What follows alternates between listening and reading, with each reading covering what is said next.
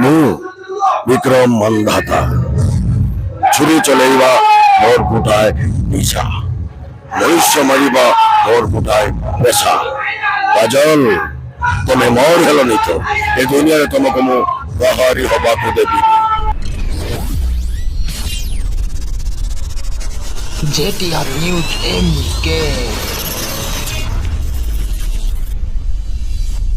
नमस्कार मैं आपको होस्ट एंड होस्ट ना अजनासी पंचायत यात्रा सन्यासी क्षेत्र आसम यात्रा सन्यासी क्षेत्र मुख्य खलनायक भाव जे अभिनय करचंती कति बाबू तांको सहित आम कुछ पिठा मिठा कथा हवा।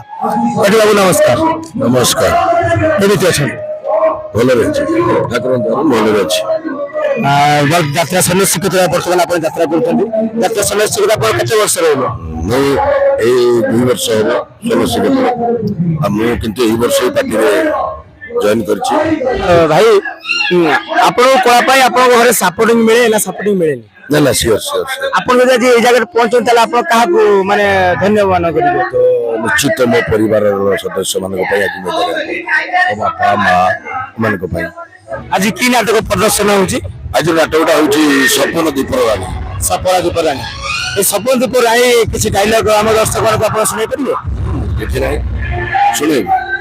अच्छा ये मु विक्रम मंदाता छुरी चलेवा मोर फुटाए निशा मनुष्य मरिबा मोर फुटाए पेशा काजल तमे मोर हेलो नहीं तो ए दुनिया रे तुमको मु बाहरी हवा को देबी।